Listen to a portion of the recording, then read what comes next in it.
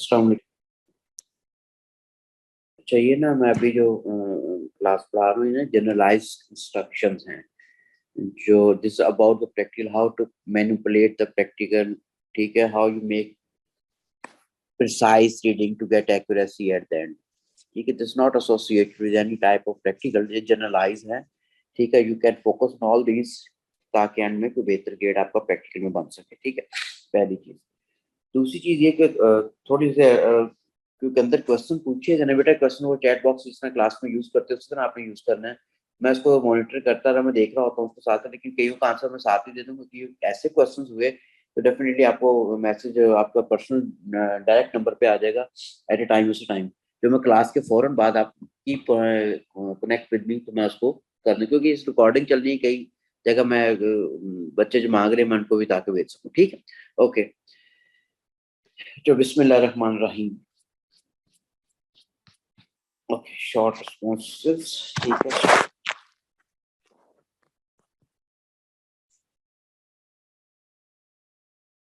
अच्छा बेटे, हमारे पास दिस इज, पहले क्वेश्चन वन पे फोकस करेंगे, फिर हम सेकंड क्वेश्चन पे फोकस करेंगे। ठीक है, अब क्वेश्चन वन के अंदर हमारे पास जो ए पार्ट होता है, ये नॉर्मली अब जी बी पार्ट में भी जा रहा होता है, बाद में एक आध पेपर भी जो कैम्ब्रिज का है, मैं I shall discuss with you people.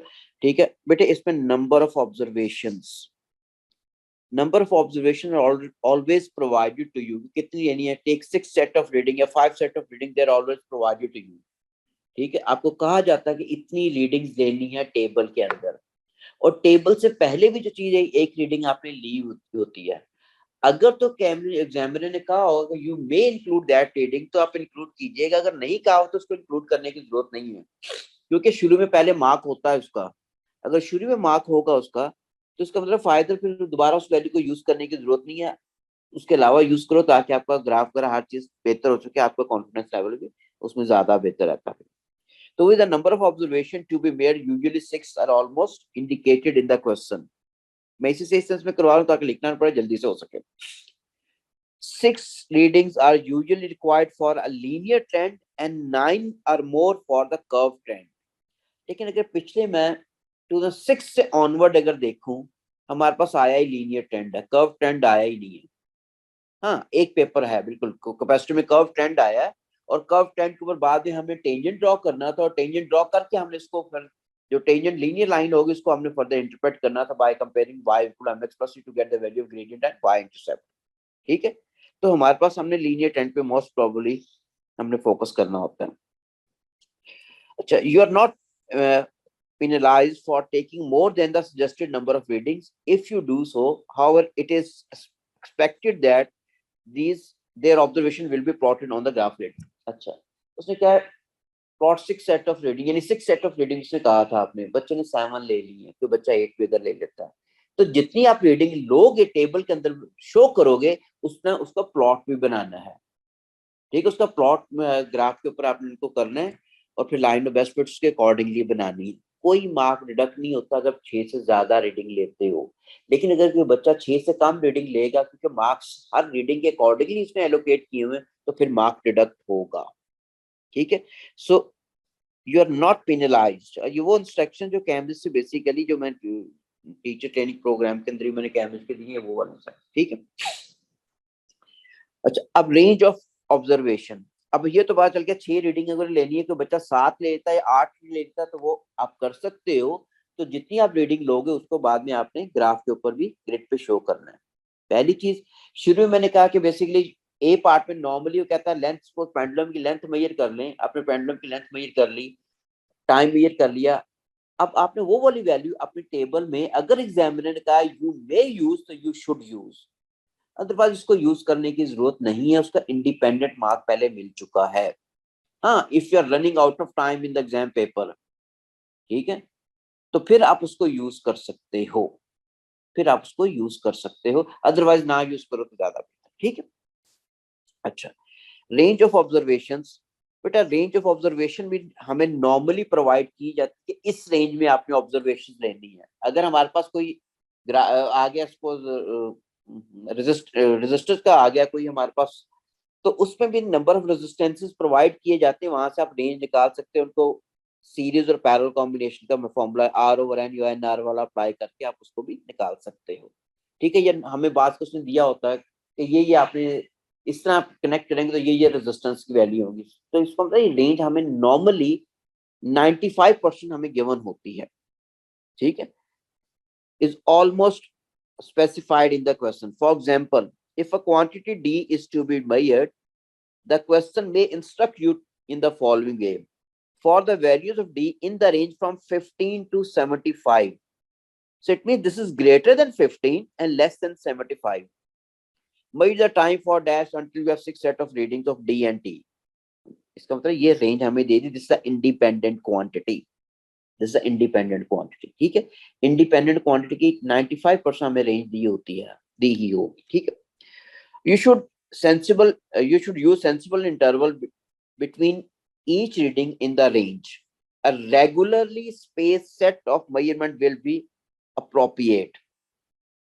अब inappropriate कहाँ हो सकता है, जहां पे आपको कोई रेजिस्टर्स वगैरह दे दिए, अगर हमारा मैकेनिक्स का आ रहा हो या ऑप्टिक्स का आ रहा हो या थोड़ा थर्मल का आ रहा हो, तो उसमें हमारा नॉर्मल ही होगा बेटा, एक जैसा ही इंटरवल, इक्वल स्पेस, क्योंकि इंडिपेंडेंट क्वांटिटी है ना। इंडिपेंडेंट क्वांटिटी की अगर इक्वल स्पेस इंटरवल होगा तो डिपेंडेंट क्वांटिटी की डिपेंडेंस हम उसके थ्रू देख सकते हैं।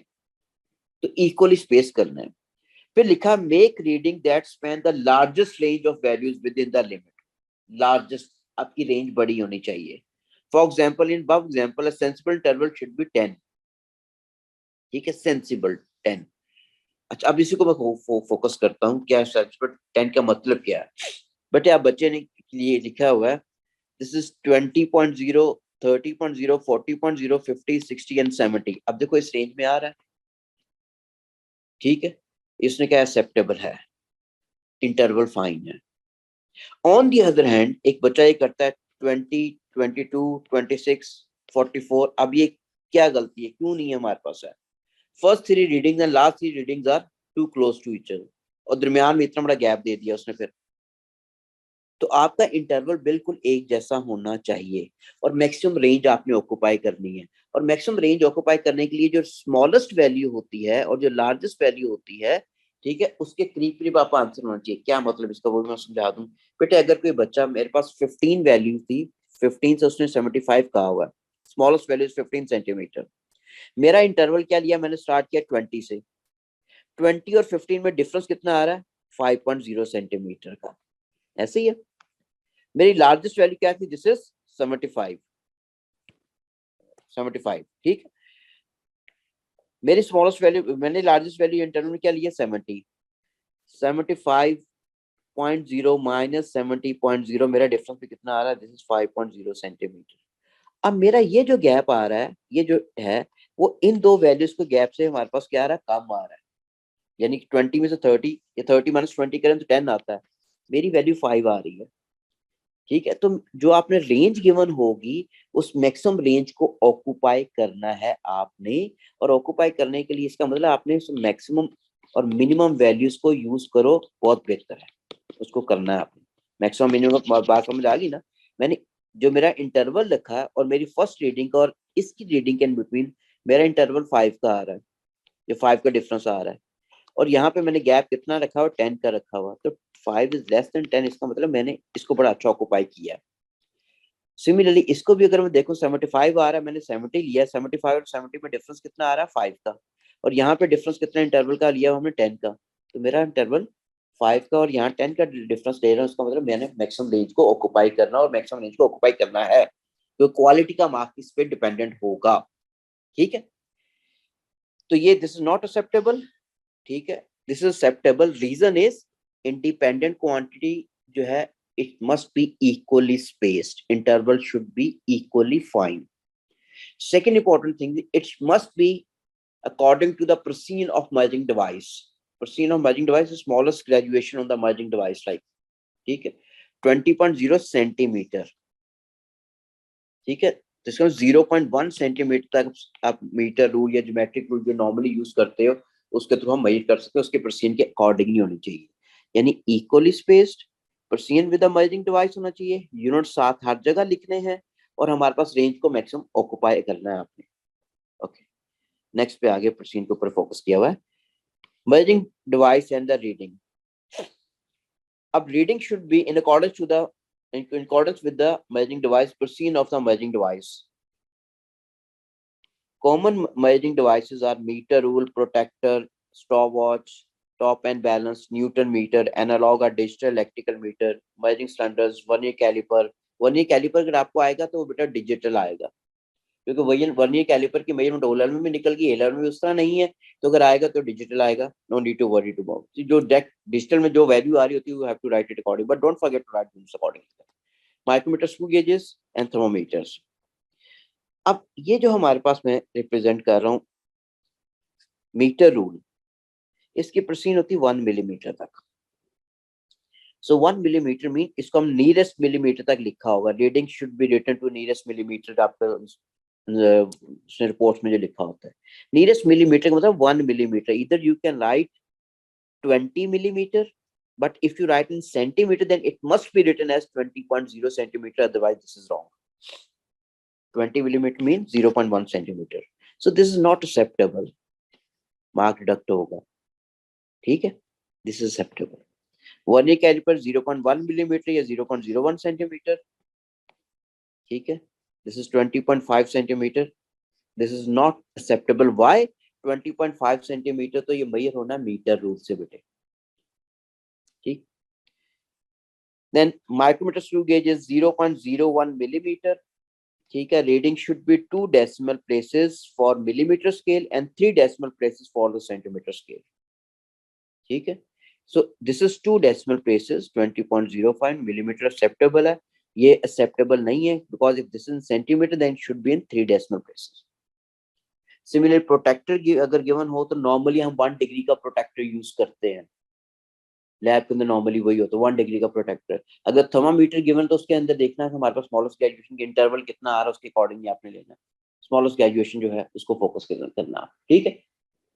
And don't forget to write units along with them, ठीक है. यूनिट्स चेंज होने से देखो ये चीजें डेसिमल प्लेसेस चेंज होती जा रही होती है. क्लियर होगी? ओके. देन रिपीटेड रीडिंग्स, ठीक है. Always repeat the raw readings at least twice and should be recorded. What does it mean? बेटा एक इंडिपेंडेंट क्वांटिटी होगी. Like if you take an example of simple pendulum, length of pendulum is the independent quantity. उसका हमने equal space ले ली है range में. अगर हमने टाइम मेजर करना है, time is the dependent quantity, तो टेबल के अंदर डिपेंडेंट क्वांटिटी के 2 कॉलम होना जरूरी हैं, एटलीस्ट 2 कॉलम. फिर उसका मीन शो किया हो, फिर उसकी आपने एवरेज शो की हो, वो क्या कहते हैं टाइम पीरियड के लिए आपने फर्दर उसको शो किया हो, ठीक है. तो यानी कि ये लाइन है always repeat the raw rate, क्योंकि हमें भी हो सकता है बेटे कोई ट्रबल हो.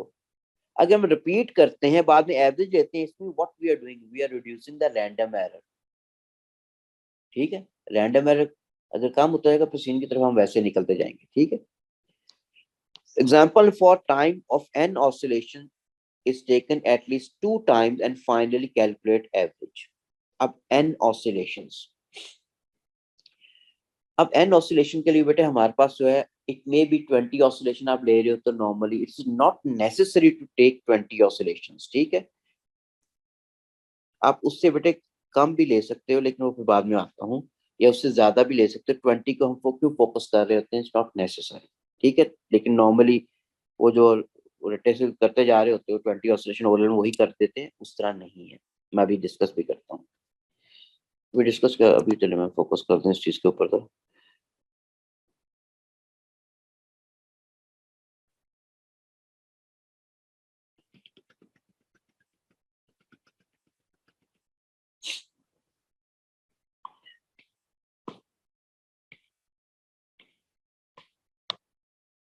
Okay,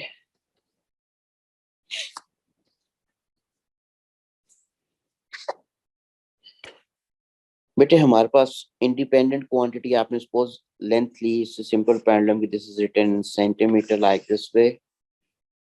The scale which we took, this is 20.0, suppose 30.0, 40.0, 50.0, 60.0, 70.0. This is the scale which we took. Initially I wrote D लिखा था, फिर मैं यहाँ लेंथ लिख ली सपोज. अच्छा, अब दूसरी चीज क्या है, अब मैंने number of time period determine करना है। Time period can only B obtain if you measure the number of oscillations. ठीक है, तो उसके लिए ज्यादा बेहतर होगा पेपर के अंदर नंबर ऑफ ऑसिलेशंस का आप कॉलम बना लो। And number of oscillation may vary down the column, maybe 20 ले लो, मे बी सारी 20 ले, सारी 20 लिख देना यार, डजंट मैटर, हो सकता है यहाँ पे। ठीक है, अगर सारी 20 लिए आप सारी 20 लिख सकते हो बेटे। लेकिन हमारे पास एग्जामिनर ने चीज देखनी क्या है बेटे, उसने ये चीज देखनी है कि आपने जो टाइम लिखा है for the set defined set of readings या oscillations, it should be greater than 20 second, it should be greater than 20 second for half the number of oscillations। और half the number of oscillations का मतलब ये हो गया कि मैंने 6 reading ली है ना, और मैं टाइम रिकॉर्ड कर रहा हूँ, सपोज यहाँ पे मैं लिखता हुआ जाना चाहिए, सपोज करता हूँ ये this is t1 in second, this is t2 in second, फिर ये मीन टाइम आ गया सेकंड के अंदर, फिर ये t in second capital T which is the time period, it must be in capital।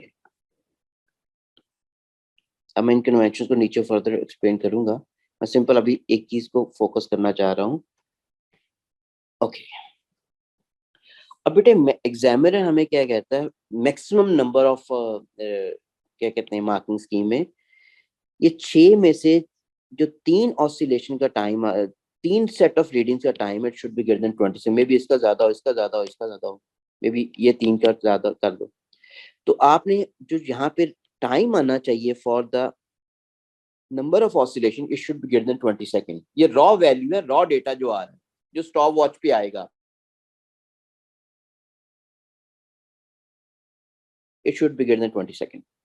ठीक है, तो यहाँ पे मे भी कोई बच्चा 25 ऑसिलेशन का टाइम आ रहा है, 25 का लिख दे, किसी का सपोज 32 का आ रहा है, 32 लिख दे। ठीक है, मे भी किसी का 18 का आ रहा है तो 18। तो मैंने ये कह रहा हूँ it may vary down the column, इसलिए आप एक कॉलम भी बना लेना नंबर ऑफ ऑसिलेशंस का, बना लेना बेहतर है।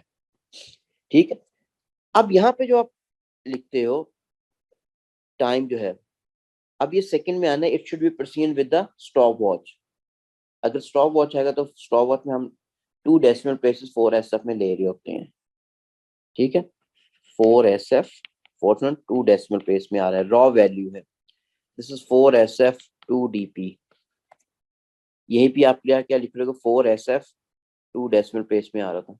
टाइम पीरियड में आप क्या करोगे, जो भी रॉ वैल्यू आ रही है बेटे उसको आप इस वैल्यू से डिवाइड करोगे टू राइट योर आंसर। अब ये किस में आ रहा होगा, it should be in 3SF 2 decimal places.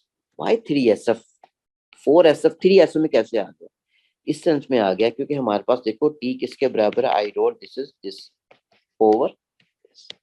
अब ये तो 4SF में वैल्यू आ रही थी टाइम इंटरवल की फॉर नंबर ऑफ ऑसिलेशन। अब नंबर ऑफ ऑसिलेशन कितनी है, दे आर नॉर्मली इन 2 में ही है। अब हम पढ़ चुके होते हैं आपका फाइनल आंसर जो होता है it should be equal to और 1 better than the least number of student अगर यूज इन द कैलकुलेशन। तो इसमें लीस्ट क्या है यार, 32 हो रही है। If you write your answer in 3SF, इसका मतलब बड़ा अप्रोप्रिएट होगा ये। ठीक है, बात क्लियर होगी। अब इस तरह मैंने ये चीज बताई है कि बेटे आपने जो चीज लिखनी है ये वाली इंडिपेंडेंट क्वांटिटी है, इसका गैप एक जैसा रखना है, मैक्सिमम रेंज ऑक्युपाई करनी है, इनके दरमियान इंटरवल जो रेंज उसमें दी होगी उसमें मिनिमम वैल्यू का इसके साथ इंटरवल, इसके साथ इंटरवल क्या होना चाहिए, वो इंटरवल कम होना चाहिए as compare to this interval. फिर अगर कोई हमारा मैकेनिक्स वाला का ऑसिलेशन का, तो सिंपल ये है ना हमारा सिंपल पैटर्न, इसी की एग्जांपल ले रहा हूँ, तो ऑसिलेशन का आप कॉलम बना लीजिएगा। फिर दूसरी इंडिपेंडेंट क्वांटिटी हैंडल होगी। अब डिपेंडेंट क्वांटिटी को हमने फोकस करना है, तो डिपेंडेंट क्वांटिटी के एटलीस्ट 2 कॉलम बनाने हैं आपने to get the raw data जो आपके मेजरिंग डिवाइस से आएगा। You have to take their mean, mean लेने से रैंडम एरर मिनिमाइज हो जाएगा। फिर टाइम पीरियड जिस तरह उसने कहा वो फर्दर कैलकुलेशन टी स्क्वायर भी कहा होता है, मे बी उसने L cube over T square कहा हो, तो वो फर्दर जो कैलकुलेटेड क्वांटिटी। तो इंडिपेंडेंट क्वांटिटी का हमारे पास एक कॉलम, डिपेंडेंट के हमारे पास 3 कॉलम बन रहे हैं, 2 रॉ डेटा वाली, एक कैलकुलेटेड वाली। क्लियर हो गया। अच्छा, अब नेक्स्ट पे आते हैं।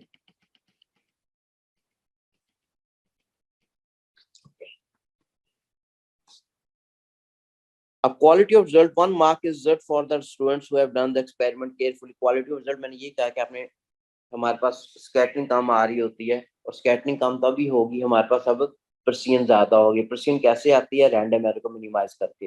रैंडम एरर मिनिमाइज कैसे होगा? जब आपने नंबर ऑफ ऑसिलेशन ज्यादा की होंगी, जब आपने बेसिकली जो है क्या कहना चाहिए एवरेज ली होगी टेबल के अंदर, ठीक है, तो स्कैटरिंग बेटे कम हुई थी उससे।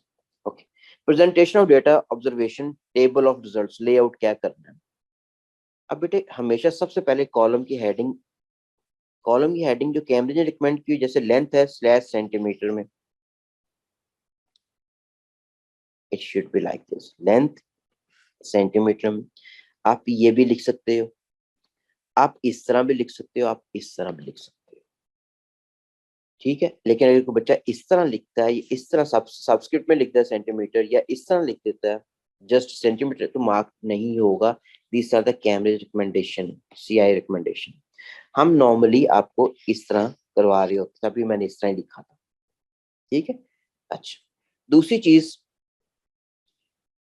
Record raw reading of the quantity to the same degree of precision. जिस measuring device से measure कर रहे हैं उसके accordingly होना चाहिए। If you are making use of meter rule, it is able to read up to 0.1 centimeter या nearest millimeter, ठीक है। अब इसे समझ करना, जैसे लेंथ measure की, बच्चे ने लिख दिया 2, 3.7, 4.9, 5.9, 6.3, एक्सेप्टेबल नहीं है। क्यों नहीं है? The first reading is to the nearest centimeter and all readings are nearest millimeter. अगर ये nearest उसमें होती मिलीमीटर में, तो 2.0 लिखा जाता। हाँ, 2.0 लिखता ठीक हो सकता था, तो मार्क्स डिडक्ट हो रहा है इस बच्चे का, क्या भी इंडिपेंडेंट क्वांटिटी, ठीक है। यहाँ पे इस बच्चे को मार्क्स मिल रहा है प्रेसिजन ऑफ मेजरिंग डिवाइस के, ठीक है। All raw readings have been given to the same degree of accuracy, यानी same degree of precision, other words जो मेजरिंग डिवाइस से मेजर कर रहे हैं उसके अकॉर्डिंगली, ठीक है। अब कोई बच्चा मीटर रूल से मेजर कर रहा है और लिखता है 2.00, इतना तो मेजर ही नहीं हो सकता। ये नॉर्मली एंगल में आप लोगों ने किया होता है, एंगल मेजर करना होता है, सपोज वहां पे अगर आ रहा है 82 डिग्री, तो 82.0 लिखी आ जाती है। 82.0 मेजरिंग डिवाइस से मेजर ही नहीं हो रहा, 1 डिग्री की प्रेसिजन उसके अंदर, तो this is again not acceptable. Too many decimal places in the value of L, ठीक है, can not be achieved using meter rule, clear? Right, then table of results, उसके अंदर स्टैंडर्ड फिगर्स किस तरह हैं? You should calculate other quantities from the raw data, ठीक है। उसने कहा होता है ना, टाइम पीरियड निकालने के बाद आप टी स्क्वायर ले लें, टी क्यूब ले लें, या फिर सपोज रेजिस्टेंस की वैल्यू निकाल ली आपने, फिर आर स्क्वायर ले लें, आर स्क्वायर वैल्यू, तो ये फर्दर जो कैलकुलेटेड क्वांटिटी है उसके अंदर स्टैंडर्ड फिगर किस तरह आपने जस्टिफाई करनी होती है, ये किस तरह उसको आपने लिखना होता है। लिखा, use a correct number of standard figures for these calculated quantities. Calculated quantity should be given to the same number of standard figures or more than one the measured quantity of the least accuracy. For example, if value of potential difference and of current are measured to 2 and 3 SF respectively, यानी potential difference 2 में है, current जो 3 SF में है, then the corresponding resistance should be given to 2 or 3 SF, ठीक है। या पूरी पूरी कैलकुलेशन में क्या लीस्ट एसएफ 2 आ रही थी ना, so you can provide your answer of resistance either in 2 SF or maximum in 3 SF, but if a student is writing 1 and 4, this is absolutely correct, incorrect then, ठीक है। तो हमारे पास but not 1 or 4, the number of student figures may if necessary vary down the column of the values of all the calculated quantity। अच्छा, अब यहाँ पे बेटे देखिएगा 3.0, 4.0, 5.0 इंटरवल इंडिपेंडेंट के क्वांटिटी की जैसा था, इसका जो भी वैल्यू आ रही थी ये, और नॉर्मली एम्पियर में नहीं होती ये, मिली एम्पियर। हम लाइक मैं अगर एग्जांपल दूं ना, 2010 से होना जितने प्रैक्टिकल आए हैं कभी भी एम्पियर वाली रीडिंग नहीं आई, 2006 में आया था, 7 में आया था बेटा, जिसके अंदर एम्पियर के अंदर है, नहीं तो मिली एम्पियर वाली सारी रीडिंग आ रही होती है, यहाँ पे स्मॉल एम में आ रहा होता है। हम क्योंकि हम वो यूज कर रहे होते हैं 3.5 वोल्ट, 3 वोल्ट का या 4.5 वोल्ट का सेल यूज करें, तो उसमें कभी भी एम्पियर का करंट थोड़ी आना, वो पावर सप्लाई अगर यूज हो रही तब बात, अदरवाइज नहीं। अच्छा, अब यहाँ पे हमारे पास बच्चे ने 2.12 ये लिखा हुआ है। अब ये जो वैल्यूज हैं सारे की सारी हमारे पास कितने 2 dp में, तो 2 dp में आप लिख सकते हो, लेकिन अगर कोई बच्चा 3 dp में भी लिख देगा 3SF में भी लिख देगा तो वो भी ठीक होगा, 3DP कह रहा हूँ, 3SF में लिख देगा तो वो भी ठीक होगा, ठीक है। Changing the second student figure either in the value of v will change the second student figure in the value of r, ठीक। अच्छा, अब ये हमारे पास एक और चीज,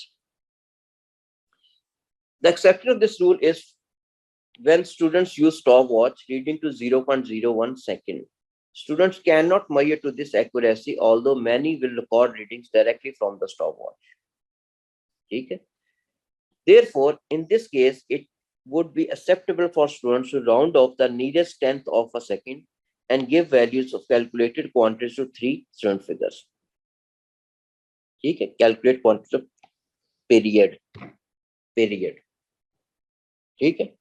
अच्छा, अब यहाँ पे हमारे पास 3SF जैसे 20 ऑसिलेशन का 20 लिखा हुआ, साथ कैपिटल लिखा, 20 ऑसिलेशन का टाइम जो आ रहा है।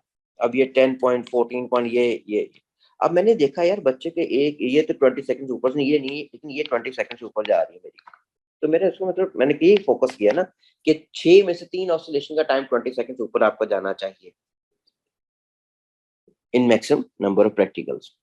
अब टाइम पीरियड कैलकुलेट किया, ये वैल्यूज आ रही है ना, all these are in 3S acceptable है, ठीक। और बात का जस्टिफिकेशन का क्वेश्चन पहले फर्स्ट क्वेश्चन में आया था, सेकंड में आता है, लेकिन अगर इसको देख लेते हैं इसको भी। अब students are often asked to explain why they have given to calculated quantity to the specific number of student figures, ठीक है। The number of student figures in the final calculated quantity will be related to the number of student figures in the raw data which have been used in the calculation. For example, बेटे x की value x cube निकालना है, x क्या 6.52 which is in 3SF, student क्या लिखिए 1 2 3 4 5 5SF तो हो ही नहीं सकता यार, एक्सेप्टेबल ही नहीं होगा, क्योंकि how 3SF data can be change to 5SF, it can maximum be increase to 4SF then, ठीक है। या 3 में लिख सकते हो या 4 में लिख सकते हो, तो ये एक्सेप्टेबल नहीं, उसने लिखा हुआ है calculation x3 from x is not acceptable here, क्योंकि ज्यादा हो गया। फर्दर देखते हैं यहाँ पे 6.52 6.53 6.54, तो स्टूडेंट ने ये लिख दिया 3SF बिल्कुल ठीक है बेटा, एक्सेप्टेबल है, you can write in 4SF, ठीक है। लेकिन उससे एक ज्यादा हो सकता है, लेकिन उससे ये नहीं कि 2-3 ज्यादा ही कर दिया। Now student figure in the greater quantities, ये बहुत पहले आया करता था जिसमें हम एनालॉग डिवाइसेस यूज करते थे, लेकिन चलो मैं बता दूं बेटे 50,000 कोई बच्चा सोच रहा है कितनी एसएफ में होंगे, तो इट कैन बी 1 2 3 4 5, इस सारी में हो सकता है। If you write that like this way, this is 1 SF. If you write this way, now this is 2 SF and 1 decimal place. This is again 3 SF now and 2 decimal place. 50 mega 2 SF without any decimal place, 0 dp get 50.0 mega 3 standard figure 1 decimal place. You can use any of the forms except the first one in order to make it clear how many standard figures you intend to give, ठीक है। तो इस तरह आप इस तरह लिखने को खुद एंटिसिपेट करते जा रहे हो, मैंने तो ये किया हुआ, तो इतना बेहतर नहीं है। आपने इस फॉर्मेट में पावर ऑफ 10 लिख लीजिएगा, या in terms of power of 10 जो मल्टीपल ऑफ 10 आ रहा होता है, मेगा किलो वगैरह जिस तरह हम लिखते हैं, मिली वगैरह, ठीक। ये सारों में जस्टिफाई, लेकिन आपको जस्टिफाई उस तरह नहीं कर रहे होते, ठीक है। तो आपने इस फॉर्मेट में जाना है। उसके बाद नेक्स्ट पार्ट के अंदर आगे ग्राफिकल वर्क के ऊपर।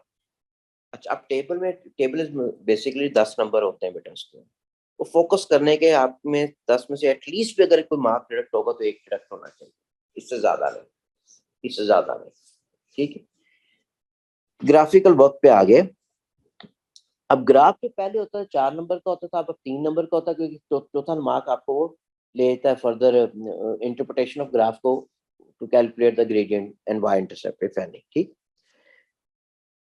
पहला जो हमारे पास है बेटे, सबसे चॉइस ऑफ स्केल इंपॉर्टेंट होती है, देन प्लॉटिंग ऑफ प्लॉट्स या points, line of best fit, calculation of gradient, determination of y intercept if any, choice of scale पहले देखिए। अब चॉइस ऑफ स्केल के लिए पहले हमने ये नॉर्मली सारों का आइडिया होता है बेटे, कन्वेंशन को फॉलो करना है। जैसे यहाँ पे बच्चे ने स्केल यूज किया हुआ है 0 1 2 3 4 5, इसका मतलब इस बच्चे की रीडिंग क्या आ रही थी यार, 3 से ज्यादा थी यार, 4 से कम थी। बेटे अगर 3 से ज्यादा 4 से कम थी तो यहाँ स्टार्ट ही यहाँ से कर देता यार 3 से, और ठीक है 3.2 3.4 3.6 3.8, तो यहाँ 4 आया था, तो बड़ा अच्छा स्केल आना था आपका। डायग्राम बड़ी होनी चाहिए। एग्जामिनर किस तरह चेक कर रहा होता है, एग्जामिनर इस तरह चेक करना है, उसने सीधा जो बच्चे ने यहाँ पे प्लॉट बनाया, दूसरा प्लॉट सपोज ये वाला आ रहा है, तो उसने यहाँ से एक लाइन ये भाई, दूसरा मैक्सिमम ये, उसने कहा इतना हिस्सा ऑक्यूपाई किया हुआ। कैम्ब्रिज की रिकमेंडेशन है कि आपने 50% स्पेस ऑक्यूपाई करनी है along Y axis and along x axis. अब इसकी तो हमारे पास वाई एक्सिस पे एक बॉक्स में आ रहा है, और हमारे पास कैम्ब्रिज में क्या होता है, कैम्ब्रिज के अंदर आप देखते हो बेटे हमारे पास वाई एक्सिस के ऊपर ये ग्रे ग्राफ अगर हमारे पास ये है, ठीक है, तो वाई एक्सिस के ऊपर हमारे पास ये वाई एक्सिस हो गया, दिस एक्स एक्सिस, एक्सिस पे 8 बॉक्सेस होते हैं, वाई एक्सिस पे बेटा 12 बॉक्सेस होते हैं। तो आपने यहाँ पे जो स्केल लेना है इसके अकॉर्डिंगली लेना है। अब मैं सपोज करता हूँ एक बच्चे ने ये इतना सा हिस्सा प्लॉट किया हुआ था बेटे,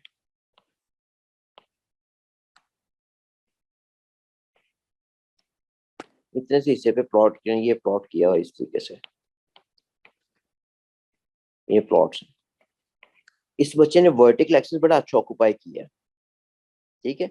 वर्टिकल एक्सिस ऑक्यूपाई करने का मतलब ये है कि अगर मैं यहाँ से एक मैंने पॉइंट ये लिया, दूसरा ये पॉइंट लिया, वी हैड 12 बॉक्सेस, उसमें से एटलीस्ट 6 बॉक्स ऑक्यूपाई किए हुए बच्चे नजर भी आ रहा है, ठीक है, और 6 से ज्यादा ऑक्यूपाई किए। अब ऑन दी अदर हैंड मैं दूसरी साइड पे अगर आता हूँ, यहाँ पे एक ये हो गया, दूसरा ये पॉइंट आ रहा है, बेटे यहाँ पे 8 बॉक्सेस थे, अगर 4 बॉक्सेस से कम स्पेस ऑक्यूपाई की होगी तो वो मार्क डिडक्ट हो जाएगा, ठीक है। तो अब ये करना कैसे, स्केल लेना किस तरह।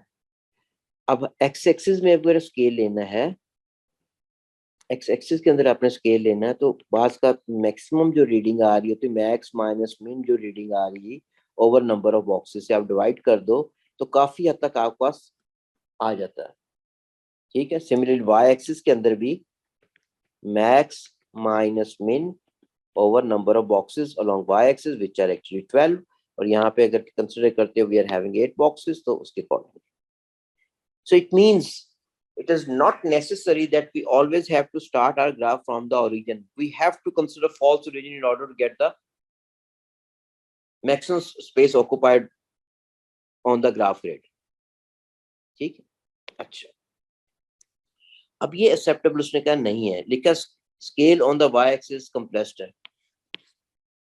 ये एक्सेप्टेबल है। 3 से स्टार्ट किया, 4 इधर आया, देखो हमारे पास उसने सीधी ये पॉइंट मार्क करना, ये दिया मैक्सिमम स्पेस ऑक्यूपाई, इसके एक्स एक्सिस भी काफी हद तक ऑक्यूपाई है, ठीक है।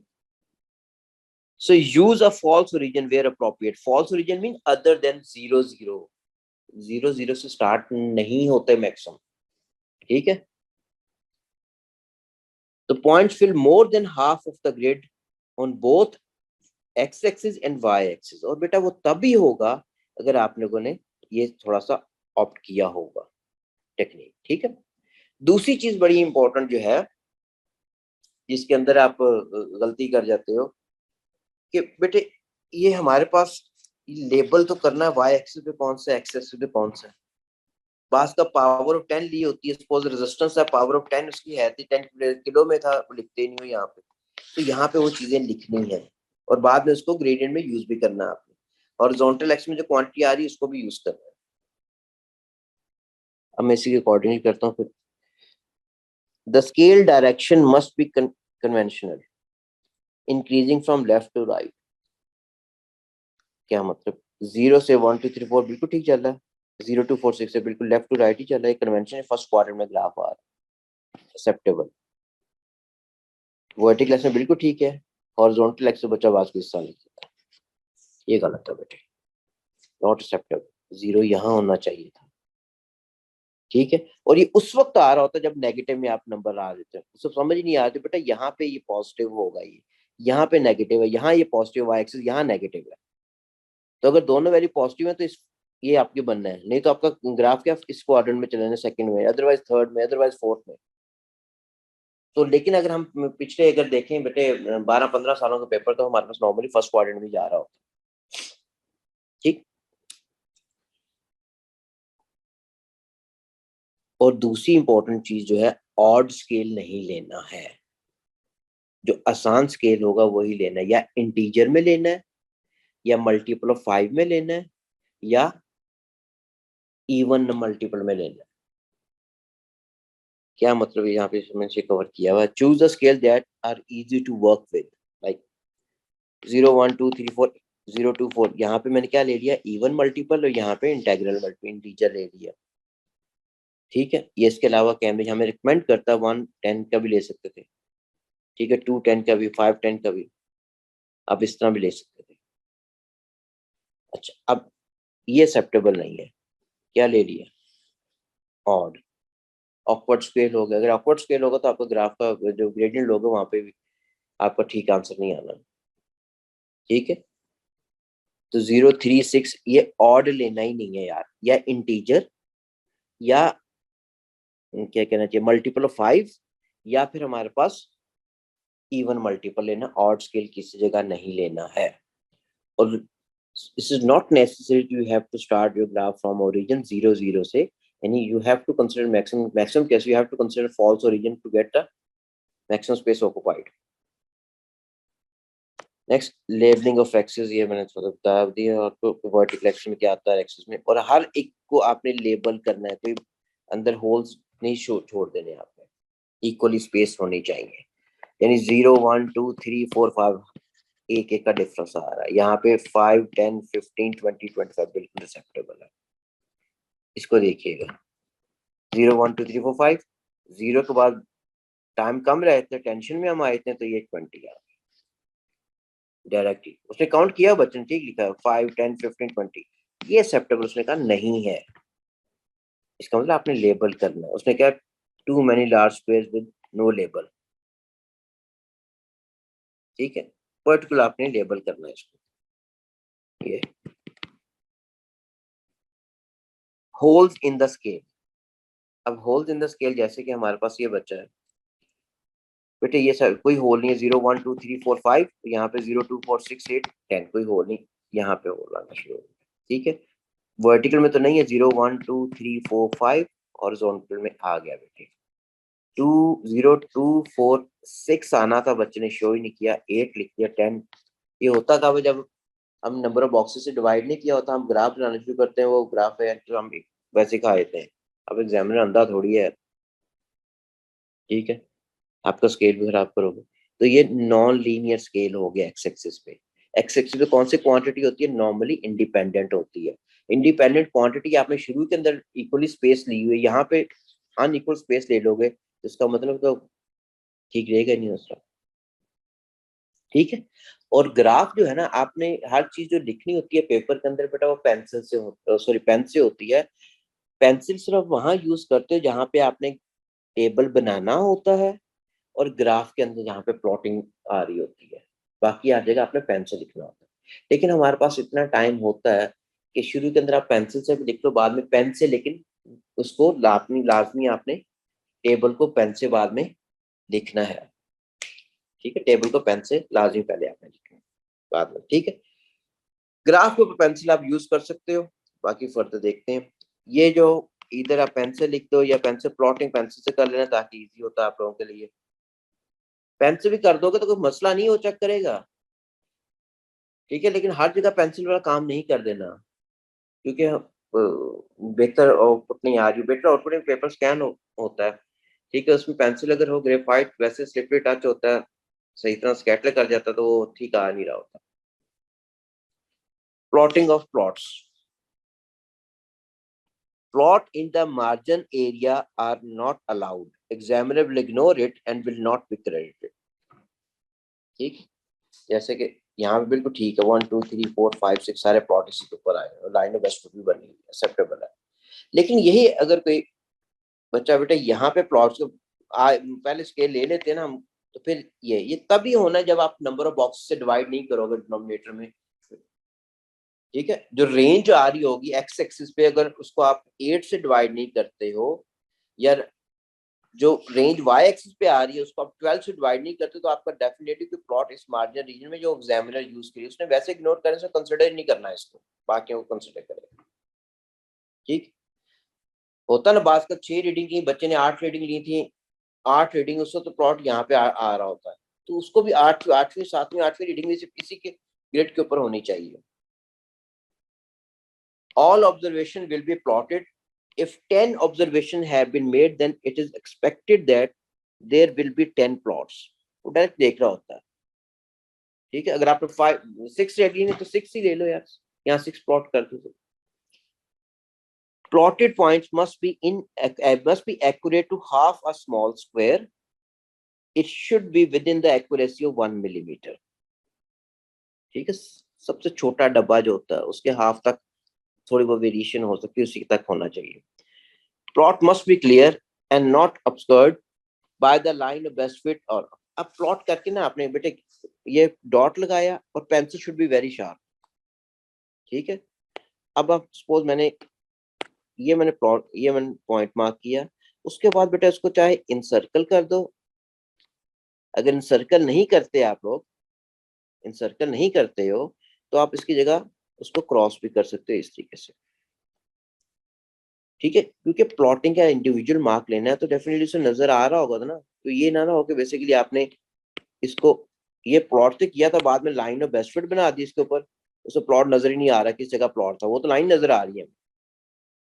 तो आप प्लॉट को आइडेंटिफाई करने के लिए आपने क्या करना है, डॉट लगाने के बाद either you need to encircle it और you like have to make cross sign like this, जो आपको कन्वीनियंट लगता है बेटे।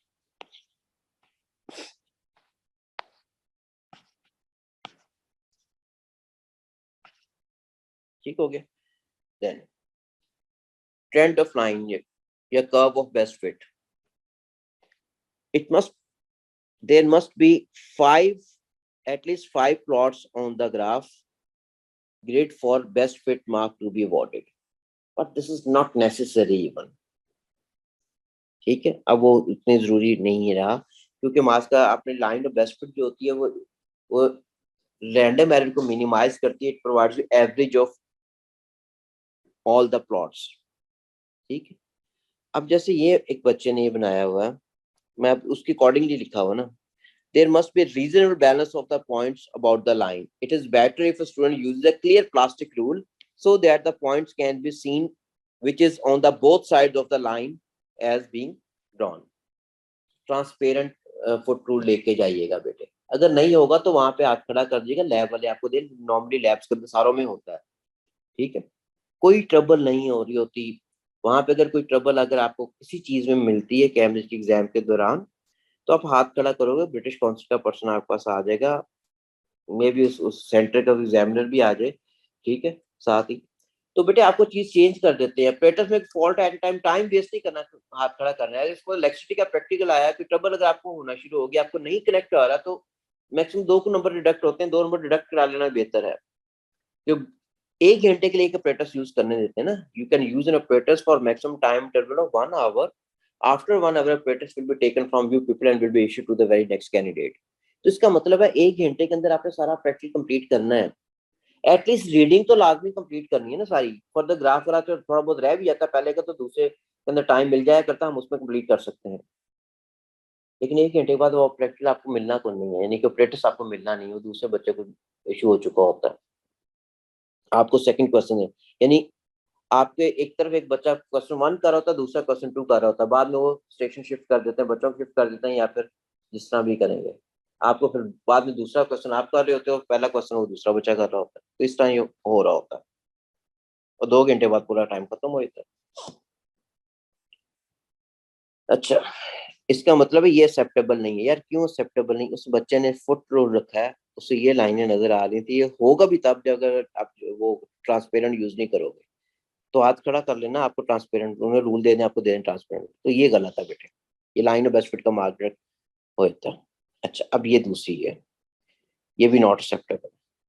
अब माइंड में आ रहा सर, ये देखें 3 रीडिंग नीचे आ रही हैं और ये 2 ही हैं, this will not acceptable. Force line through the origin,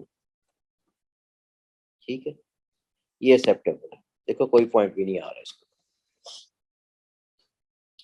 3 points बेटे ऊपर हैं, 3 पॉइंट्स ही नीचे हैं।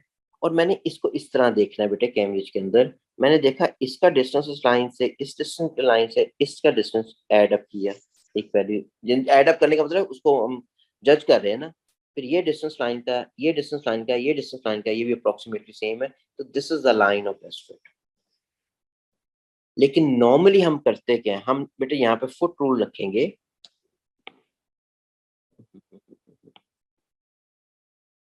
चलो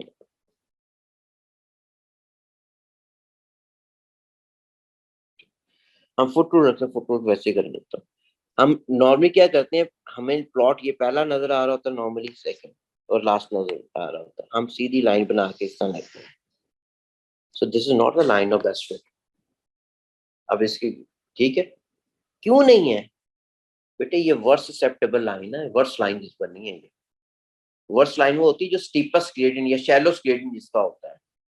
तो ये हमारे पास बेस्ट एक्सेप्टेबल लाइन ही है, बेस्ट फिट लाइन जो होगी, इसमें पॉइंट इक्वली डिवाइड हुए होंगे दोनों तरफ, एवरेज होती है। यहाँ पे तो चलो वैसे मैंने शो किया हुआ है कि हर तरफ acceptable, all plots lie on the line.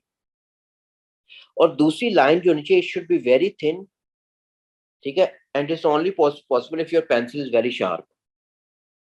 ठीक है, हम नॉर्मली बॉल पॉइंट से काम कर रहे होते हैं, वहां पे ज्यादातर लड़के करते क्या है कि बॉल पॉइंट से पहले काम कर रहे होते हैं, बॉल पॉइंट के आगे वो टिप निप जो होती है आगे उसके थोड़ी सी इंक ऑक्यूपाई होना शुरू, जब आप रखते हो यहाँ पे इस तरह मीट रूल रखोगे और लाइन प्लॉट करना शुरू होगे, तो बॉल बीरिंग जो होता है इसके साथ भी लगता जा रहा होता है, इसके साथ भी टच हो रहा होता है, लाइन काफी मोटी हो जाती है बेटे। थिक नहीं होनी चाहिए line, it must be very sharp. ठीक है, हम क्यों कैम्ब्रिज कह रहा होता है इस चीज को, क्योंकि थिक लाइन का मतलब बच्चा फोर्सफुली शो कर रहा होता है सारे लाइन जो है प्लॉट्स उसी की लाइन के ऊपर लाई कर रहे हैं। और हमारे पास जो एक्यूरेसी हमने दी होती है स्मॉलेस्ट ग्रिड के, स्मॉलेस्ट बॉक्स जो होता है ग्रिड के ऊपर उसके अकॉर्डिंगली देनी होती है, तो इट्स नॉट एक्सेप्टेबल। ठीक है, thick line, hairy line, point to point, kinked lines are not credited, mark deduct हो जाएगा। ठीक है, यहाँ पे लग रहा है कि सर ठीक तो बन गई, लेकिन लाइन बहुत थिक है, फोर्सफुली उन क्रॉस को, ये क्या हो गया, जिससे हेयरी लाइन होगी जिसमें आप ये हो गया, फिर यहाँ से इस तरह स्टार्ट करते हो, फिर ये, और ये कर्व में ही होता है वैसे में। अब पॉइंट टू पॉइंट बच्चे ने पहले ये किया, फिर ये पॉइंट, ये भी काम नहीं करना ये, लेकिन ये सारे इतने से आने आप सारे हो ठीक करते हुए यार।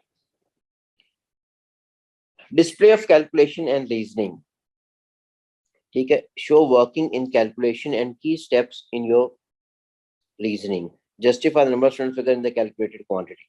अच्छा, अब थोड़ा सा हम लास्ट पार्ट पे आ गए बेटे कि इंटरप्रिटेशन ऑफ ग्राफ के अंदर, जिसके अंदर आपने ग्रेडियंट वगैरह बताना होता है, वाई इंटरसेप्ट बताना होता है, और एंड में हमारे पास 2 नंबर का क्वेश्चन होता है जिसमें एक इक्वेशन गिवन होती है, you need to compare y equals to m s plus c, sorry y equal m s plus c, और उसके अकॉर्डिंगली आपने अननोन क्वांटिटीज को डिटरमाइन करना होता है। अच्छा, अब इसके लिए इंटरप्रिटेशन ऑफ ग्राफ के लिए कौन से पॉइंट्स लेने हैं बेटे, पॉइंट जो लाइन के ऊपर होंगे वो लेने, टेबल वाले नहीं लेने। लाइन वाला पॉइंट होना चाहिए और वो नजर भी आना चाहिए आप लोगों को एग्जामिनर को। यहाँ पे जैसे इस बच्चे ने गलती क्या की है, ये प्लॉट जो है इस लाइन के ऊपर आ ही नहीं रहा, तो क्यों कंसिडर कर रहा है, ये आ ही नहीं रहा, उसे ऑल दो से लाइन बनाई है ये वाली डॉटेड जो है। ठीक है, चाहे ये लाइन बना दो या ना बनाओ, ठीक है, दोनों ठीक है बेटे, लेकिन जो भी आप लाइन बनाओगे या नहीं बनाओगे, जो प्लॉट्स ले रहे हो वो ग्राफ के ऊपर होना चाहिए, लाइन के ऊपर होना चाहिए। ठीक है, और दूसरी इंपॉर्टेंट चीज जो है बेटे, ये अगर आपके पास लाइन बनी हुई है, आपके ग्रेडियंट के 2 जो पॉइंट्स कंसिडर कर रहे हो, कोऑर्डिनेट्स कंसिडर कर रहे हो, उनके दरमियान जो इंटरवल या गैप होना चाहिए, it should be half of the this line. और to be on the safe side में ये कह रहा हूँ 75% ऑक्यूपाई करना है आपने। ठीक है, 75 का मतलब देखो इतनी, ये यहाँ से अगर कोई बच्चा लेता है, यहाँ से लेके ये वाला पॉइंट ले लिया हमने, suppose we took this by any mean ये पॉइंट ले लिया, ठीक है। अब ये जो लाइन बन रही मेरी, ये मेरी जो ये मैंने प्लॉट्स लिए हैं, ये ग्राफ लाइन के 50% से ज्यादा स्पेस ऑक्युपाई कर रहे हैं। अगर 50% से ज्यादा स्पेस ऑक्युपाई हो रही है तो इसका मतलब बड़ी ठीक है, ये बात क्लियर होगी। लैग आना शुरू हो गया थोड़ा सा बेटे, हैं?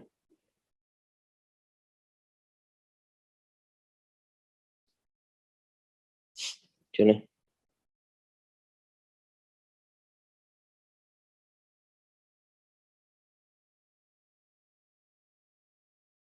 डिस्कनेक्ट करके दोबारा कनेक्ट करूंगा,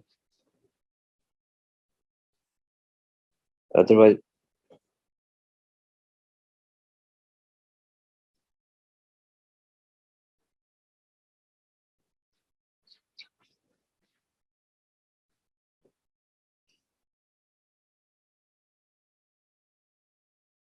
हाँ जी बेटे, ठीक, ओके, मुझे लगता है ठीक हो ही गया होगा, ठीक है। अब तो रिस्पॉन्स ठीक। बेटे हमारे पास this is acceptable, this is acceptable, ठीक है। क्यों एक्सेप्टेबल? ये प्लॉट उस लाइन के ऊपर आ रहा था, और जो हाइपोटेन्यूज बन रही है मेरे पास ये वाली ट्राइंगल की, ठीक है, it is more than 50% of the line of best fit, ठीक। अच्छा, अगर आप बेटे लेते हो तो ये ट्राइंगल बनाते हो तो ये डॉटेड लाइन होती है, डॉटेड लाइन होती है। डॉटेड लाइन जो हम यूज करते हैं this just for reference, it's not a part of graph.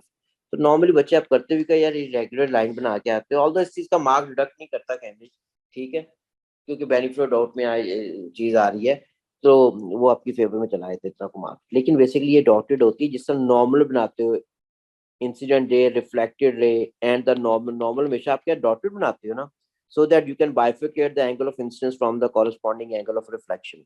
तो यहाँ पे भी आप बेसिकली जो ले रहे हो, तो आपने इसको डॉटेड बनानी है अगर ट्राइंगल बनाते हो। अगर कोई बच्चा ट्राइंगल नहीं बनाता तो यहाँ पे जो हम कोऑर्डिनेट्स यूज करेंगे ग्रेडियंट निकालने के लिए, वो आपने लिखने हैं पेन से, पेन से। पेंसिल वाला नजर नहीं आ रहा छोटे से पेन, क्योंकि पेंसिल शार्प होती है, जब लिखते तो नजर नहीं आ रहा होता। तो पेंसिल शार्प आपने यूज करनी है प्लॉट करने के लिए, उनको इंसर्कल करने के लिए, उनको क्रॉस आउट करने के लिए, फिर बाद में लाइन ऑफ बेस्ट फिट के लिए, ठीक है। और अगर आपने ट्राइंगल बनानी है ग्रेडियंट के लिए तो पेंसिल फिर शार्प होनी चाहिए। और अगर आपने ट्राइंगल नहीं बनानी तो ये कोऑर्डिनेट्स जो आप लोगों को अपने पेन से लिखने हैं उसके ऊपर, ठीक है। तो आपके ग्रेडियंट ले लिया बेटे हमारे पास, determination of gradient of the best fit line, इस पे मार्क नहीं देना उसने। उन्होंने कहा सर स्ट्रेट लाइन है, स्ट्रेट लाइन में ग्रेडियंट हर जगह कांस्टेंट ही होता है कांस्टेंट, लेकिन उसकी भी अपनी रिकमेंडेशन है। ट्राइंगल बड़ी स्मॉल है, ये इतने से हिस्से पे ऑक्यूपाई किया है, it should cover at least for 50%, this is acceptable, ठीक हो गया। सिमिलरली वाई इंटरसेप्ट पे आ जाए। इंटरसेप्ट के अंदर the y intercept must be read from the axis when x equal to 0, यानी अगर तो आपने ग्राफ 0 0 से स्टार्ट किया होगा, यानी ओरिजिन से स्टार्ट किया है, then y intercept obtain directly from graph. But लेकिन नॉर्मली हमने जो स्केल का मार्क सिक्योर करने के लिए हमने फॉल्स ओरिजिन लिया होता है। अगर फॉल्स ओरिजिन लिया, फॉल्स ओरिजिन अदर देन 0 0, अब हमने क्या करना है, हमेशा कभी भी ग्राफ से नहीं आनी है हमारे पास y intercept, we have to make use of this equation y equals to mx plus c, हमेशा, ठीक है। हमें ये यूज करना पड़ेगा, ये इक्वेशन यूज करनी पड़नी है मैक्सिमम केसेस के अंदर। अब ग्रेडियंट हम ऑलरेडी निकाल चुके होते हैं, कोई भी कोऑर्डिनेट लो बेटा, उसमें x और y की वैल्यू पुट कर you get the corresponding value of c। तो अगर फॉल्स ओरिजिन लिया है तो फिर आपने y को mx प्लस c ही यूज करना है to get the y intercept. यहाँ पे ये एक्सेप्टेबल है क्योंकि हमने 0 0 से लिया होता, ठीक है, आ गया। यहाँ पे एक्सेप्टेबल नहीं है, अगर आप ये लिख के आए तो दिस इज नॉट एक्सेप्टेबल, ठीक है। Use equation of a straight line to यानी y equal mx plus c, जो मैंने कह दिया वही है। ड्रॉ कंक्लूजन, ये कुछ कुछ में आया हुआ, सारों में नहीं आया हुआ। Examiner may ask you to draw conclusion from the experiment including determination of value of the constants, ठीक है, considering whether experimental results give the hypothesis and making prediction, पहले की बात हो रही है, सेकंड क्वेश्चन की बात नहीं हो रही, ठीक। अच्छा, इसमें फिर लास्ट पार्ट जो होता है हमारे हमेशा इसके अंदर बेटा, वो उसके अंदर हम फोकस कर रहे होते हैं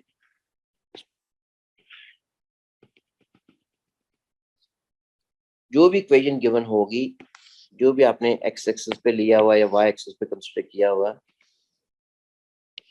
suppose length in centimetres along x axis, this is T, second T in second along Y axis, जो भी ग्राफ बना है, एंड में बेटे लाजमी की इक्वेशन गिवन होती है, like if this equation t is equal to 2 pi under root L over G, which is the equation of time period of simple pendulum, वही एग्जांपल मैं ले रहा हूँ।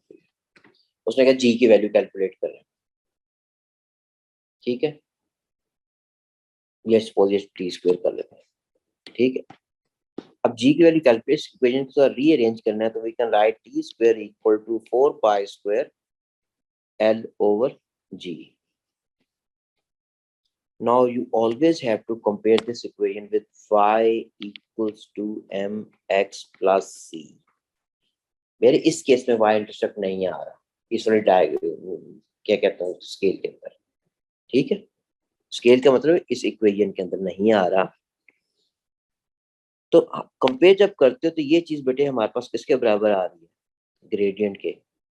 तो you can write last part जो होगा कि ग्रेडियंट हमारे पास किसके बराबर है, 4 पाई स्क्वायर ओवर जी, ठीक है, और वहां से आप जी की वैल्यू डिटरमिन कर लोगे, this is further 4 pi square over gradient की वैल्यू जो आपके पास आई है, you write your answer accordingly along with units. Do not forget to write your units anywhere. Table में हर फिजिकल, अगर फिजिकल क्वांटिटी है तो उसके यूनिट्स लाजमी होने चाहिए, अगर फिजिकल क्वांटिटी है लाजमी यूनिट्स लिखते हैं। बात का नंबर भी कहा होता है, नंबर के यूनिट्स नहीं ना होते, नंबर ऑफ रजिस्टर कह दिया, नंबर ऑफ ऑसिलेटर्स के यूनिट्स नहीं है, अगर फिजिकल क्वांटिटी है इट मस्ट हैव यूनिट।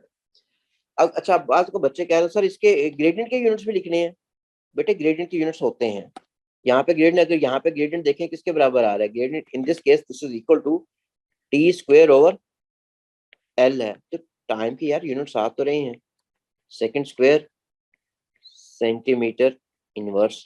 आप लिखोगे ग्रेडियंट के यूनिट्स लिखने हैं, वाई इंटरसेप्ट के यूनिट्स लिखने हैं, एंड में इक्वेशन गिवन होती है, इक्वेशन को कंपेयर करके जो अननोन क्वांटिटीज आएंगी उनके यूनिट्स लिखने हैं आपने। तो यूनिट किसी जगह नहीं भूलना, यूनिट का एक मार्क होता है, ठीक। अच्छा, अब ये पहला क्वेश्चन क्योंकि किया हमने, इसी के एक कैमब्रिज के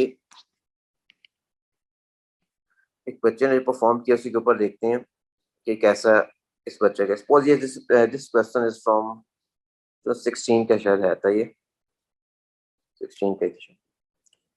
अच्छा बेटे, अब हमारे पास सबसे पहले उसने y की वैल्यू कैलकुलेट करनी थी, फिर एंगल थीटा की वैल्यू मेजर करनी, थोड़ा डिफिकल्ट प्रैक्टिकल था वैसे ये। अब y की वैल्यू पहले उसने कहा कि हमारे पास मैथ कितना, यहाँ पे बच्चे ने 100 ग्राम लिख दिया। अगर एंड में यहाँ पे जैसे बॉक्स बना हुआ ना, इससे पहले कोई बॉक्स नहीं था ना, इसका वजह इसका नंबर नहीं होता, इसने हौसला अफजाई के लिए हमने प्रैक्टिस स्टार्ट कर दी है। यहाँ बॉक्स होगा, वहां मार्क होगा, ठीक है। अच्छा, अब देखो दूसरी हमने क्या y की वैल्यू मेजर करनी है, y की वैल्यू मेजर करनी है बेटा, y जो है हमारे पास है, अब ये एटलीस्ट ये डिपेंडेंट है, हमें ये इंडिपेंडेंट थी, ये डिपेंडेंट होता जा रहा है।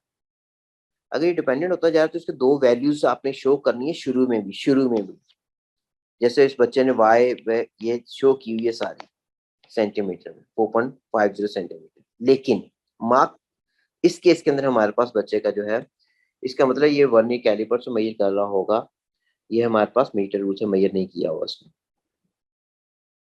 ठीक है। उसने लिखा can just y to the nearest 0.01 which is although is incorrect, ठीक है, लेकिन यहाँ पे उसने जो मार्क दे दिया कि एवरेज शो की हुई है, ठीक। लेकिन ये सेंटीमीटर, यहाँ सेंटीमीटर शो करना जरूरी है, बेहतर है बेटे, चाहे टेबलर फॉर्म में चले, टेबलर फॉर्म में नहीं भी जाते यार, अब डायरेक्ट इस तरह कोई बच्चा लिख देता ना हमारे पास, अगर दिस इज 4.5 आ रहा होता सेंटीमीटर, उसके अकॉर्डिंगली 4.5 ही अगर आ रहा है, सेम ही अगर आ रही है, फिर भी 2 दफा कर दो यार, डिवाइड बाय 2 4.5 सेंटीमीटर, आप इस तरह डायरेक्ट कर दो, इस तरह को टेबल बनाने की जरूरत नहीं, टाइम में वेस्ट करना। Measure and record the value of theta, अब थीटा, यहाँ पे मार्क डिडक्ट है। थीटा हमारे पास थीटा 1 थीटा 2 थीटा, ये हमारे पास प्रोटेक्टर दिया था 1 डिग्री का दिया था, इसने क्या 66.0, इतनी परसेंट वाला तो है ही नहीं था, उसने कोई मार्क नहीं दिया हुआ यहाँ, 1 मार्क का था। Angle are read using a protractor that can read to the nearest degree, 66 हो सकता है, 68 हो सकता है, 66.0 हो ही नहीं सकता वो। तो मैंने कहा जो रीडिंग आपने लेनी है independent dependent, it should be in accordance with the procedure of the measuring device. ठीक, हम इसको इस तरह लिख सकते थे, डेल, ये जो मैं इनइक्वालिटी यूज कर रहा हूँ एवरेज के लिए यूज होती है। यू कैन राइट 66, दूसरी वैल्यू जो है 68 आ रही थी, डिवाइड बाई 2 ये। अच्छा, अब मेरे एक स्टूडेंट की आ रही है 66, चलो मैंने किया, दूसरा मेरी 67 आ रही है, डिवाइडेड बाई 2। मेरे पास वैल्यू के एवरेज जो अगर लेता हूँ तो मेरे पास क्या आनी चाहिए, दिस इज 66.5 डिग्रीज। बेटे 66.5 चाहे मेरी कैलकुलेट होके आ रही है, लेकिन ये this is not in accordance with the procedure of measuring device, वो 0.5 तक मेजर ही नहीं कर सकता। तो मैं इसको फर्दर मैं चाहे यही शो करूंगा, शो यही करूंगा, सॉरी, इसको मैं 67 लिख दूंगा, इस तरह लिख के ना, इस तरह चाहे। अब यहाँ पे 67 पूरा मार्क डिडक्ट, कोई मार्क डिडक्ट नहीं होगा, पूरा मार्क मिल रहा होता है।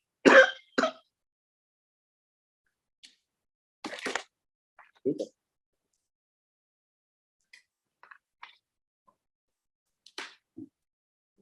हाँ जी बेटे, जी जी, ओके, मार्क मिल गया ना आंसर तुम्हें, ठीक है। उसने क्या फिर, add 100 gram mass to the mass anchor, ठीक है, adjust the height of the box until measure m wide, again यहाँ पे कोई डब्बा नहीं बना, कोई बॉक्स नहीं बना, कोई मार्क नहीं होता, लेकिन बेसिकली y की वैल्यू उसने शो की है, इट शुड बी 0.1, 5.7 होती है, 5.70 नहीं, एंगल फिर इस बच्चे ने गलत शो कर दिया, इसमें परसेंट में नहीं होना चाहिए, लेकिन उसने शो किया हुआ है। तो यहाँ पे क्योंकि मार्क्स ने रखा ही नहीं हुआ था सी पार्ट के अंदर, वो इसलिए था कि बच्चे के अंदर कॉन्टिन्यूटी आ गई। सॉरी,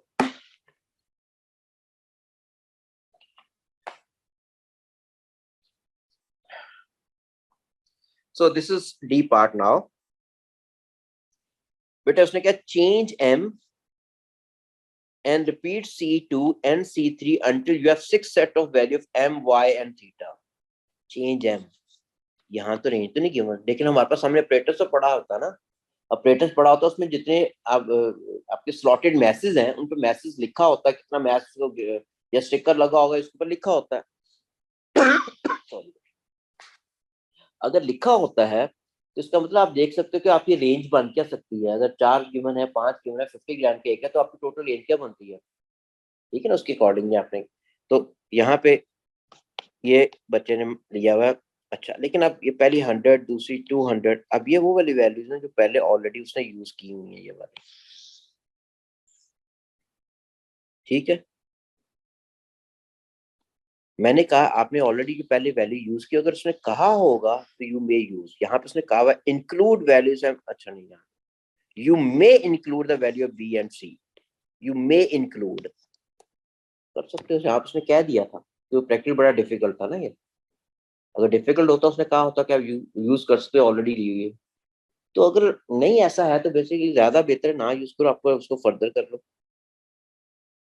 अच्छा, अब हमारे पास दिस इज इंडिपेंडेंट क्वांटिटी होगी, 1 column, this is dependent quantity, first dependent quantity 2 column average, second dependent quantity 2 column average, ठीक है।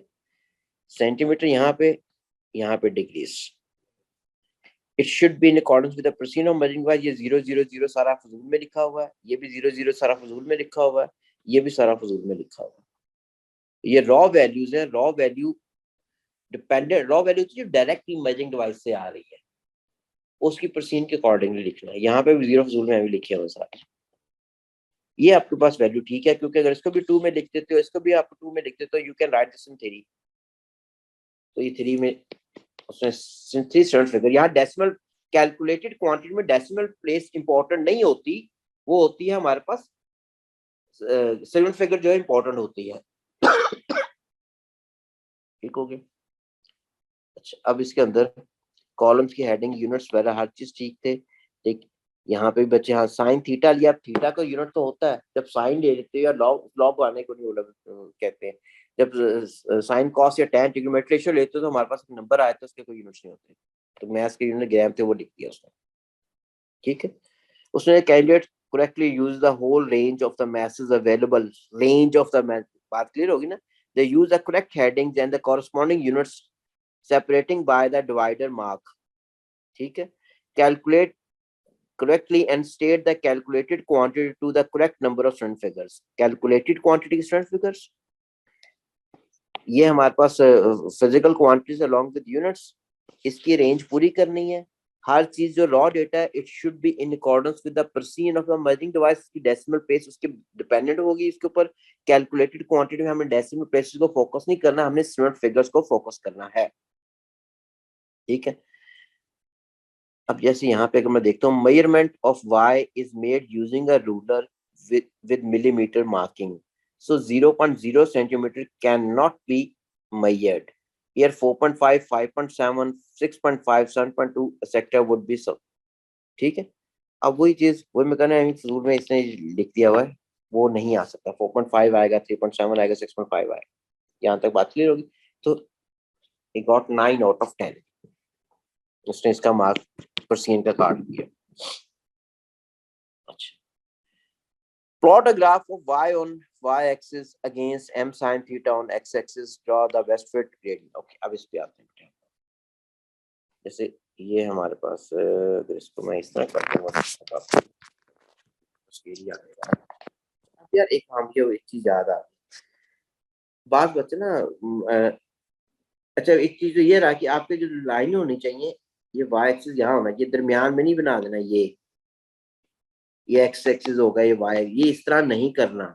इसका मतलब ये तो स्पेस आपने वैसे ही जाया कर दी जो ऑक्यूपाई होनी थी, करनी चाहिए थी। ये उसी तरीके जिसका आपको घर दिया गया, इतना बड़ा प्लॉट दिया गया, आधी हिस्सा वैसे आपने क्या ये बाहर चला जाए, लोगों को यूज हो जाए, इतने से सभी घर बनाना। ठीक है, आपके वाई एक्सिस यहाँ पे, एक्स एक्सिस यहाँ पे। और ये ग्राफ नेसेसरी नहीं है कि आप पोर्ट्रेट में ले लिया। पोर्ट्रेट मीन्स क्या, हमारे पास यहाँ पे 12 बॉक्सेस है ना, यहाँ पे 8 बॉक्स है, आप इसको वाई करो, इसको एक्स करो, आप इसको हॉरिजॉन्टल में भी ले सकते हो। आप इसको, इसका मेरे तो वही वैल्यू नहीं है ना, आप इसको बेटा इसको आप कंसिडर कर सकते हो, ये एक्स है ये वाई है। ठीक है, ये पोर्ट्रेट में। अगर आप इसको दूसरा करते हो, यानी कि ये हमारे पास आ गया, आपने ग्राफ जो भी गिवन है, वाई एक्सिस हो गया बेटे, ये एक्स एक्सिस हो गया, क्योंकि बास्केट रीडिंग जैसे है। आप इसको इस तरह भी कर सकते थे। ठीक है, डिपेंडिंग अपॉन योर रीडिंग्स, आप इसको एक्स एक्सिस ले लो, ये वाई एक्सिस। तो ये क्या हो गया, लैंडस्केप में हो गया, ये पोर्ट्रेट में हो गया। ठीक है, अब इसमें देखो आपको प्लॉट्स जो है वो नजर भी आ रहे हैं बच्चे के, उसने लिखा हुआ है हॉरिजॉन्टल एक्सिस में कौन सी फिजिकल क्वांटिटी ली है, वर्टिकल में कौन सी ली है। ठीक है, एग्जामिनर पहले ये चीज देखी, बिल्कुल ठीक है। फिर उसने देखा इंटरवल बच्चे का एक जैसा है, एक जैसा है। फिर उसने देखना है कि हमारे पास बच्चे का जो दिया वो क्या कहते हैं स्केल, उसने सीधी एक लाइन ये मार्क की, दूसरी लाइन ये मार्क की, यहाँ पे 12 बॉक्सेस है, 6 बॉक्सेस से ज्यादा स्पेस ऑक्यूपाई होगी, मार्क बिल्कुल बनता है। फिर हॉरिजॉन्टल में चेक करना, उसने ये आ रहा है, दूसरा ये आ रहा है, यहाँ पे हमारे पास we are having 8 boxes, 4 boxes ज्यादा स्पेस ऑक्यूपाई हो रही, मार्क बन गया बच्चे का। ठीक है, अब प्लॉट के लिए आपने नियरेस्ट वो कहने smallest half of the smallest box होता है। तो आपने बच्चे ने ये बेटे ये प्लॉट जो है इस बच्चे ने मार्क किया हुआ, ये आपको ये नजर आ रहे सारे, इसको देख लो थोड़ा सा। ठीक है, ये भी बिल्कुल उस लाइन के ऊपर नहीं आ रहा है, हाफ ऑफ द, यानी यहाँ पे थोड़ा सा आ रहा है, ये भी थोड़ा सा उसने, तो ये हमारे पास में। उसके बाद लाइन ऑफ बेस्ट फिट, ये लाइन ऑफ बेस्ट फिट ये वाली आ रही है। अब लाइन ऑफ बेस्ट फिट के अंदर देखते हैं यार, ये प्लॉट नीचे आ रहा है, ये नीचे आ रहा है, ये थोड़ा सा ऊपर था, ये थोड़ा सा ऊपर था। ठीक है, अब उसने लिखा हुआ excellent set of graph plotting drawing of best fit line, the axes are easy to read making plotting of the points relative easily. ठीक है, ओके, ये बात क्लियर होगी। अब हमने क्या करना है, ग्रेडियंट लेना है। अब ग्रेडियंट के लिए बेटा एक पॉइंट ये आ रहा है, दूसरा पॉइंट ये उसने लिया हुआ। ठीक है, उसने ट्राइंगल बना दी हुई है, डॉटेड ही बनाई हुई है, ठीक है। तो उसने फर्दर नहीं, अगर नहीं अब मैं कर नहीं बनाओगे, जो पॉइंट भी आप ले रहे होगे वो आपके पास एक तो दूर दूर होनी चाहिए, must cover at least 75% of the line of the length. ठीक है, कैमब्रिज 50% कह रहा था, मैं पढ़ाता हूँ 75, अभी मैं 75 कह रहा हूँ, वो 75 तो करते भी रहे, 75 से तो आए मेरे साथ। ठीक है, तो इसलिए हमारे पास 75% ऑक्यूपाई करनी है। तो अगर ट्राइंगल नहीं बनाओगे तो जिस मैंने कहा हुआ आपने बेटे प्लॉट से लिखने, पेन से लिख देना यहाँ पे उनके कोऑर्डिनेट्स जो आप यूज करोगे। ठीक है, फिर फर्दर हमने बच्चे ने ग्रेडियंट देखो बड़ा बेहतर कैलकुलेट किया हुआ है, लेकिन उसने ये गलत रीड कर दिया हुआ है। अब गलत रीड क्यों किया हुआ है, वही मैं कह रहा हूँ ना, कि या तो प्लॉट्स यहाँ लिख देते हो ना, तो फिर आपकी रीडिंग ठीक रहती है। जब लाइन आपने ये मार्क कर रही होते हो, आपके जेहन में होता है, अब जब यहाँ पे पीछे पेज पे आते हो वो पॉइंट भूल जाता है, फिर दोबारा रीड करना पड़ा। अब जो ही यहाँ पे रीड करोगे, चाहे पेंसिल से पहले लिख देना या बाद में चाहे पेन से कर देना। ठीक है, अब उसने देखो कहा क्या, the candidate has misread y is equal to 9.4 as y is equal to 7.2। ठीक है, going to careless reading from the table। ठीक, तो वही हो जाता है ये। ठीक, अब ये बच्चे ने किया बेटे, जिसमें यूनिट्स लिखे हैं बिल्कुल ठीक है। y इंटरसेप्ट क्योंकि उसने फॉल्स ओरिजिन लिया होता अदर देन 0 0, तो y intercept is obtained by, it is calculated by जो प्लस प्लस c से। तो उसमें देखो पोलिटिकल हर चीज बड़ी क्लियर नजर आ रही है, वैल्यू पुट की, सी की वैल्यू आ गई, यूनिट्स हर जगह लिखी है। लास्ट पार्ट पे आ गए ये, the quantities y, m and theta are related by this equation, y equals to p m sin theta plus q। तो बच्चे ने ये इक्वेशन दोबारा थोड़ी रीअरेंज करके लिखी हुई यहाँ पे, he compared with y equals to mx plus c से। ए न्यू के हमारे पास p किसके बराबर आ रहा है, this is equal to gradient के केवल उसने लिखा और बाद में वैल्यू अलोंग विद यूनिट्स यहाँ लिखे हुए, यूनिट्स बड़े जरूरी है। और हमारे पास q की वैल्यू y इंटरसेप्ट की जो आ रही है along with units, this is also very very important. अच्छा, अब दिस इज 20 मार्क, इस बच्चे के कितने मार्क्स हैं, 16, और अच्छा उसने किया होगा। ठीक है, अब देखो आपके मार्क्स बेटे प्रैक्टिकल में कैम्ब्रिज में जो आने चाहिए, शुड बी 35 एटलीस्ट, 34 से ऊपर जाना चाहिए, 33 34 पे नॉर्मली ये होता है। तो इसलिए उस पर अब प्रैक्टिकल में यही चीजें आपने जो मैं बता रहा हूँ, इन चीजों का ख्याल रखना है ना आपने। ठीक है, और इतना कोई मुश्किल प्रैक्टिकल कैमरे का होता नहीं है। अगर कोई भी किसी को ट्रबल भी अगर आ रही है बेटा, हाथ खड़ा कर देगा, आपको बात का पेटर सेटअप असिस्टेंट चाहिए वो कर देगा एग्जामिनर आके, लेकिन टाइम वेस्ट ना कीजिएगा। You can use your पेटर्स for maximum time period 60 minutes. ठीक है, उसमें रीडिंग एटलीस्ट लाजमी आपकी आज सारी। ठीक, अच्छा, अब यहाँ पे उसने common mistakes candidates made in this question, stating the measurements to a greater degree of precision than the measuring instrument। या अक्सर आप लोग करते हो यार, मैं इस चीज पे फोकस कर भी रहा होता हूँ कि मीटर उसे मेजर कर, उसकी प्रेसिजन के प्रोटेक्टर या उसकी प्रेसिजन के अकॉर्डिंगली होना चाहिए। एम मीटर है, उसकी प्रेसिजन के एम मीटर पे, वोल्ट मीटर पे हर चीज ऊपर लिखी होती है। लिखी क्या होती है, आपको लिखा होता है मिली एम मीटर 0.01 तक मीट कर रहा है, या मिली एम्पियर में रीड कर रहा है, और नीचे आपको जो आ रहा होता है डिस्प्ले, उसका डॉट नजर आ रहा होता है कि आपके कितने डेसिमल प्लेस तक मेजर कर सकता है, उसके अकॉर्डिंगली लिखना है आपने। Not setting out the graph scale in logical regular order which led to incorrect plotting and the read off। ठीक है, drawing the line so that a better fit could be achieved for further rotating or shifting। ठीक है, incorrect reading the points to be plotted or read off for the gradient, 9.2 था 7.2 read कर लिया था। not considering the units of the final quantity or calculated quantity। Units हर जगह लिखने हैं, टेबल में यूनिट्स होने चाहिए, शुरू में यूनिट्स होने चाहिए, आपके ग्रेडियंट के यूनिट्स नजर आने चाहिए, वाई इंटरसेप्ट के यूनिट्स नजर आने चाहिए, फाइनल एंड में जो अननोन क्वांटिटीज है by comparing Y is equal to mx plus के यूनिट्स सारे नजर आने चाहिए। और दुआ करके जाना कि 20 में से एटलीस्ट आपके 18 एटलीस्ट इसमें पहले में आ जाए, क्योंकि सेकंड क्वेश्चन जरा ना that is a bit tricky होता है, वो थोड़ा सा जैसे कहने टफ कहना चाहिए होता है। टफ इस तरह में होता है क्योंकि वो लग आसान रहा होता है लेकिन उसमें एरर्स इतने होते हैं कि उसको आप मिनिमाइज करने की टेक्निक यूज नहीं करते हो। उसको मिनिमाइज करने की जो टेक्निक अगर वो ऑप्ट करते हो तो फिर वो डेफिनेटली आपके लिए वो होता है। उसमें एंड में लास्ट पार्ट 8 नंबर का होता है लिमिटेशंस और एरर्स, उसमें भी बड़ी रैंडमनेस में आप लिखते हो तो उसमें मार्क डिडक्ट हो रहे होते हैं मैक्सिमम। ये इतना क्लियर हो गया। ओके अब सेकंड पे आते हैं बेटे।